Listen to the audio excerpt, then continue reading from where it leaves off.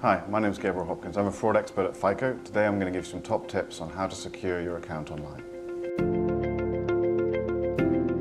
Take a moment to be suspicious. Fraudsters spend a lot of time coming up with compelling attacks, working out what they can do to get you to react, really often going to very surprising lengths, even faking up stationery and sending emails which look very much like they come from your actual bank. So think about that and don't go for a knee-jerk reaction. Fraudsters will do things like try and prompt you to take an action. They'll say it's really important that you do something straight away or immediately. Your bank wouldn't do that. Your bank is very unlikely to ask you to do anything secure through an email. So if you receive an email, think, does this really make sense that my bank's asking me to do something here and now? Or could it be a fraudster trying to get into my account or get me to make a transfer, which I'm going to regret later on because it's fraudulent? If in doubt, hang up. So fraudsters rely on our innate politeness and willingness to help in order to execute their scams. So just slam that phone down. If you're at all worried, don't put aside that politeness and put the phone down.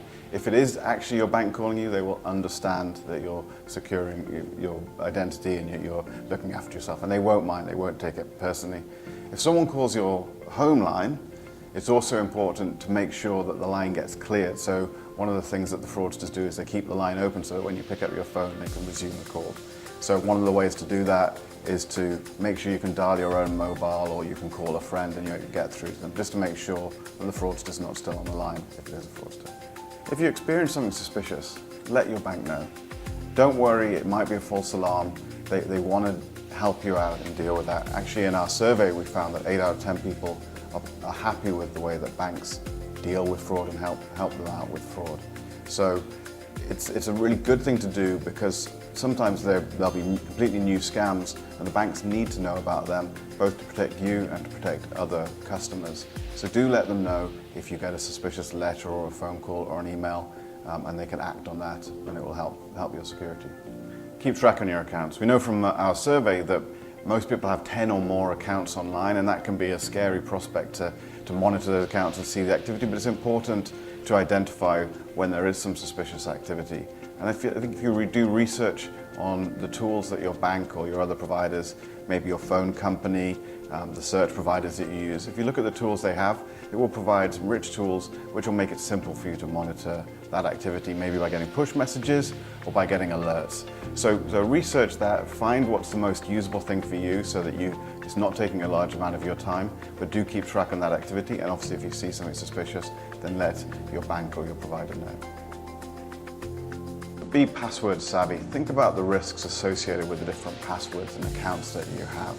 We know from the research that 70% of people really struggle to maintain and look after all the passwords they have for all the different accounts. So my advice would be, think which accounts are particularly important to secure and put effort into making sure that you're setting strong passwords there, that you're resetting them as you need to, that you're not using the same passwords across accounts. Obviously that's your bank account, that's where your money is, you want to make sure that's secure, but also think about other opportunities where criminals could take over your account and take over your identity. So think about Facebook and other social media. Once the criminals got access to those assets, then they can use that to find ways to get at your details and then compromise your other online security.